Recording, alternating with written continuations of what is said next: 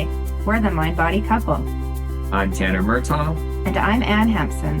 And this podcast is dedicated to helping you unlearn neuroplastic pain and mind-body concerns.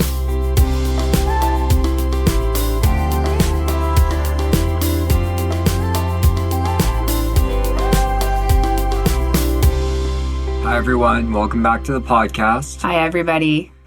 We had a hectic week. We did. We're pretty exhausted right now. I know. We missed last week, so sorry for that. But myself, Ann, and Alex Klassen, who's our producer and another therapist at the clinic, we all started to record our course. We're really excited about it. Yeah, it's a course that we've been building for a while, focused on neuroplastic pain and symptoms and healing. Yeah, and it's a pretty comprehensive course. It is. We did a lot of filming.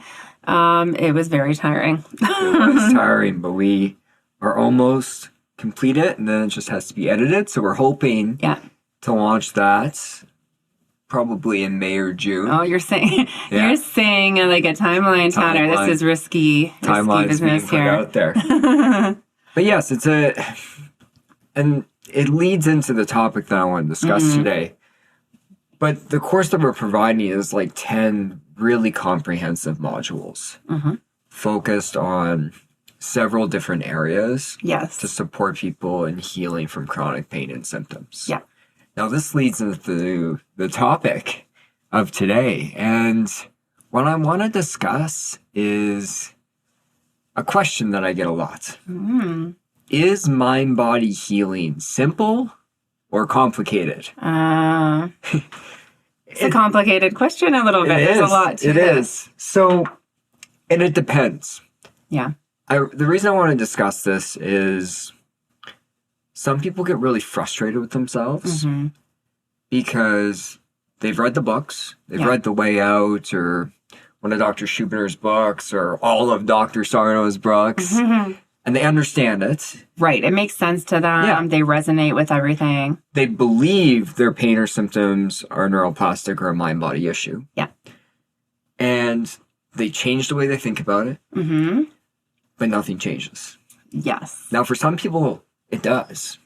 Yes, and I think that's the confusing part because I think when people first kind of enter the mind-body world, people hear about people recovering quickly, and so that's the comparison factor of like, okay, that's going to be me. Yes, and it does happen. I've seen it happen with people. Totally. Where I work with them for 2 or 3 sessions. Yep. Pain, symptoms gone. Yes. But it's more rare than you think. Yes, and it's important to highlight that because often people can fall into this trap of like, okay, what's wrong with me? Yeah. And there's nothing wrong with you. We're here to tell you that definitively because mind-body healing is more complicated than that for a lot of people. Yes, I think buying into it and believing it and kind of starting to change beliefs obviously is a big part of it and a first step of it. Yeah. So that's a great place to be. But yeah, usually it's a first step and there's so many other steps for people too. Yeah, it's a first step. And I think it's important to view it like that. It's an essential step. Because if you don't... It's like key step. Yeah, if you don't have an openness... Yes. And start to change your belief system that your body is not sick, that your body is not damaged in some way. Yes. Then none of the other work afterwards will make a difference. Right. And so if like you're there, but you've been there for a long time in terms of like shifting beliefs and you're feeling like, hey, this is taking longer than it should, it's important to really validate that this is an essential step. Sometimes the step takes longer for some people than others. It definitely does. And there's such a comparison because people hear that idea that they just need to believe they don't have chronic pain or symptoms and that it'll reduce. Yeah. Just believe it, act like it's not there, it'll reduce. And, you know, I'm just cautious with that because it's important to note that every single person that I've treated, it's very individual. Yes. Yes, I'm teaching similar techniques. Yes, I have my bag of tools and things that I'm working on with people. But everyone's nervous system is different and it's developed different. And a big thing that I see happen to people is they believe it. They know their symptoms are neuroplastic in nature. They're willing to really buy into that, understand the education. But there's a nervous system, their nervous system is just stuck in a state of survival. Oh, yes. And kind of working on that takes time. And a lot of the work that I think we do, Tanner, is kind of working with the nervous system and regulation. It definitely is, because if you want long-term recovery from neuroplastic pain and symptoms, we need to create regulation. We need to create safety, connection. Yeah. If we don't, what happens to people is this, and if you're listening and this resonates with you, this may be what's taking place, is they'll believe, okay, this symptom is neuroplastic, and it will fade. Right. But then another one will follow. Yeah, it's the multiple symptoms like that pop up. It's like, just, this one's gone and this one's there. Yeah, like they know enough to like extinguish the one symptom, but because the state of their nervous system is in high fight or flight or completely shut down, it's just a matter of time till another one takes place.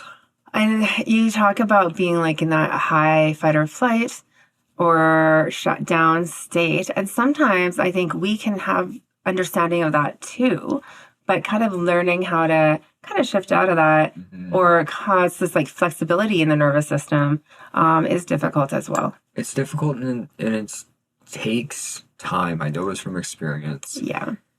It takes work. Yes. And what kind of work, Tanner? Like, what is the work that comes to mind when you think? It can look so differently. Right. I think the first thing is like understanding your nervous system and where you're sitting. Like, are you more in the sympathetic fight or flight? Right. Or are you in that dorsal vagal shutdown? That's kind of the first step, and you might oscillate between the two. Yeah. But there needs to be awareness of where's my nervous system at throughout the day consistently. Yes.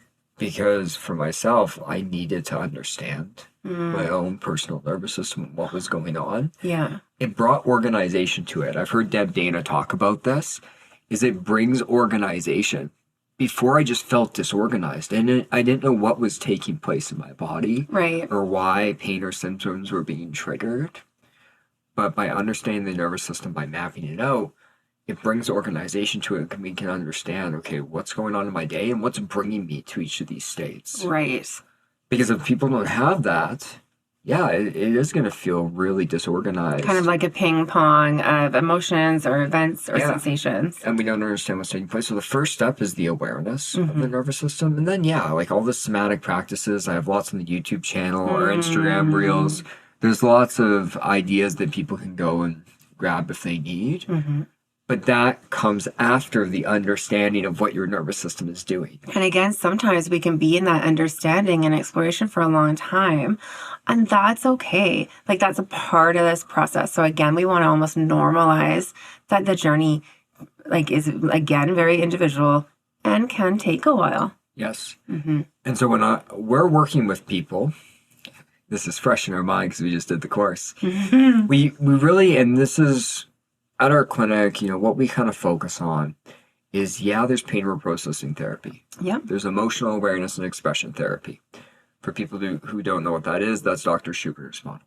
There's polyvagal theory. There's somatic experiencing. And more recently, we're pulling in some Qigong. And what we've created, and we're calling it the somatic safety method. I like it. It's safety. And people have heard me say safe like so many times on this podcast.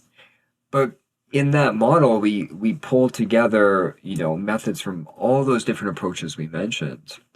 And there really is, it's just a 5-factor model. And you may not need all 5 factors. No, and that's part of the exploration of what resonates and works for you. Totally. The first thing is thoughts and beliefs. Yes. Like we said, that needs to change, whether it's about your pain and symptoms or just in general. We just did an episode on thoughts that people can go check out. Yeah. That's the first thing. Second, brain retraining and exposure. Yes. We need to basically rewire our brain. Well, that's right. And that kind of changing those neural pathways. And we need exposure. Again, you're not going to heal by avoiding. Yes. You can use some strategic avoidance sometimes. Right. That's okay, but you need to approach. Well, and understanding avoiding is also like an important piece of like, how do you avoid? And that's very unique from person to person as well. Yes. Third is processing emotions. Mm-hmm. Lots of people are like, I don't want to dig things up from the past. I don't want to feel these things. Right. I get it. It's uncomfortable. Mm-hmm. But emotions have a huge link with chronic pain and symptoms. Yes. And we would be, for long-term recovery to occur, we'd be naive to think that we're going to get there without learning to feel our emotions with a sense of safety. And like, kind of to what you said, Tanner, it doesn't always mean you have to drudge up everything from the past. No. Sometimes that doesn't need to happen, but learning how to process emotions in a way that kind of is healthy and regulates the nervous system is important in terms of like current time and moving forward as well. Exactly. Like, you're a human being. Mm-hmm. You're going to feel difficult emotions. Mm-hmm. I always tell people, you could be in therapy for 20 years. You're always going to feel difficult emotions. That's just how we're built. Yeah. And so learning to cultivate a feeling of safety and learning to allow those emotions to be released and move through us is vital. The fourth is what we've talked about already, is like nervous system regulation, Mm-hmm. but it's also processing trauma. Mm-hmm. And trauma, it's one of those things that some people want to dive into it. Some people want to avoid at all costs. Mm-hmm.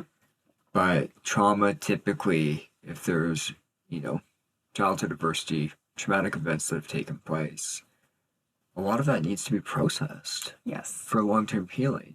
And this is where I see people get caught, is with the trauma, where they're trying to change the thoughts and beliefs, but there's all this trauma that's put their nervous system in a state of survival.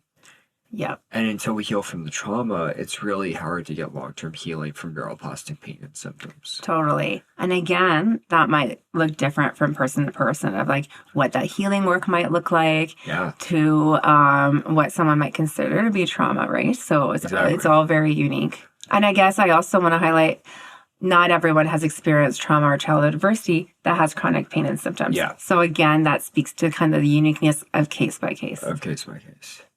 And the fifth, element that we're talking about here that we're pretty proud of is social safety. Mm-hmm. A lot of the approaches, something that I think sometimes is missed, is this element that we need to feel safe in our life. Yes. We need to feel safe in our society. Well, it's hard to kind of feel safe with our bodies and feel safe with our thoughts and beliefs and emotions when we don't feel safe with our outer world. Yeah. And so for a lot of people where they've done every technique, they've processed trauma, they've done emotions, but do you actually feel safe in your life? Mm-hmm. Because as Alan Gordon talks about, like, pain is this danger signal. It's a protective mechanism. And if we don't feel safe in our actual lives, it's never going to stop being produced. Mm-hmm. And those are hard changes to make. I don't say that lightly. Like, people have to really decide what they want to do. Could that mean for some people like safety in a career or in a job? 100%. Because I think that's something that I hear people talk to me a lot about, of like, okay, this job or this career creates so much stress. And again, it doesn't mean that has to be changed, but it's something that has to be looked at maybe. Yes. It's thinking about all the factors of your life. Mm-hmm. I've heard people talk about recently, more on a polyvagal lens, of, I can't remember what it was. They were discussing how don't just use the regulation skills while you continue to live a life filled with danger. There's no, and it's like you'll never be regulated enough. Yeah, and I've done that. Yeah. I remember years back working, 60, 70 hours, frantically using all the healing tools, not being aware of like, whoa, like I feel burnt out and I've been pushing working 70 hours a week right now. It's really hard to actually feel safe. Mm-hmm. And it was, my level of anxiety was so high. And I remember naively thinking at the time, like, I'm doing all this breathing, like I'm doing all these things. Right. That wasn't necessarily the factor that needed to be changed. It's, work. Are you in school? University, that can be a stressful one. Mm-hmm. It's things like your relationships. And it's not always just abuse. Of course, abuse needs to be dealt with. Yeah. And that's a really difficult thing. But it's also just like, do you feel emotionally safe with the people around you? Yeah. Do you feel connected with the people around you, friends, family, whoever it is? Like, that's how you cultivate social safety. And it's something to be worked towards. So it's not like, okay, I must change my whole life overnight. Yeah, exactly. It's something to be kind of aware of like, okay, how can I move towards this in my relationships? How can I move towards this like with my career? Right. And kind of having that in mind and that type of goal of what creates safety or what like keeps that fear and feeling of unsafe going. Yeah. It's baby steps here. You don't need to flip your whole life upside down. Yeah. But I think it's easy to get in a panic about it sometimes when we recognize things of like, oh my gosh, I see this. Yeah. I must change it. Right. This kind of fear pops up. Exactly. And it takes some insight and some awareness of like analyzing some of the elements of your life to figure out like what's cultivating safety, what's not. These seem like obvious questions, but we just go through life and feel stressed out at the end of the day and we're not really sure why. Yeah. It's thinking about some of these things. And I think it's really important to kind of include that into, mind-body healing. Yeah, for sure. Yeah. So in our course, we cover all these five factors. Well, and I think Tanner, like we've covered them because I agree with you. They're important. And it's like this rounded approach, right? There's a lot of like the complexity. There's a lot of pieces to it. And even like, say you're somebody listening that's like, oh, my pain is okay. Like I shifted my beliefs and now it's completely gone. It's worth looking into some of this stuff anyways, in terms of like, okay, what creates that safety? What creates regulation in my body? It's worth exploring and asking these questions still. Yeah. I always think, I talk about it like this. You want a buffer. Yeah. The buffer is needed. So here's what I've seen so many people do. And I don't judge because I have done this exact same thing. A lot. What? I want to be clear. just put that out there. You really went for all it. the time. Okay. Now I can't remember what I was going to say. The buffer. The buffer. So what I see people do is they do the work up until the pain or symptom becoming extinguished and they stop. Right. It's like, I'm good now. And so like they basically, brought their brain and nervous system just enough safety for it to reduce. Yeah. And then what'll happen is, 2 months later, boom, it happens again. New symptom occurs. The buffer, was what I call it. It's great. Is you need a buffer where you actually do more of the work than you think you need. Yes. So that when stressful things happen in your life or tragedies, which they happen to all of us, yes, you have that buffer so all of a sudden you're not having this huge pain flare. Well, totally. And I like to call it, I don't say the buffer, but I say let's have a good foundation ready. Yeah. That's kind of like the best it can be for when stressors happen. Exactly. And that's where all those factors we talked about, it's more this healing, and I think people come to this at different points. This healing is more than just about reducing chronic pain or symptoms. Right. It's a lifestyle change. It is 100% a lifestyle change. It's a shift towards safety. It's a commitment to that. And from a lot of people on this journey, myself included, all of a sudden it becomes about way more than the pain or symptoms reducing. It's vital people kind of come to that and understand that because there's so much healing and beauty in that as well. Yeah. So we're back. We'll be back again next week. Yeah. We missed one, but we had a bit of a rest, which was nice during our 9 days of filming. Well, and hopefully we're pumping out some good content that can be helpful. Yeah. So, thank you all for listening. Thanks for listening. And we'll talk to you next week. Talk to you next week. Thanks for listening. If you want to book in a session with one of our therapists, you can go to our website at painpsychotherapy.ca. You can also follow us on Instagram at Pain Psychotherapy, where me and Anne are posting content daily and are there to respond to your comments. Also, check out our YouTube channel, which is named Tanner Murtagh, MSW, RSW.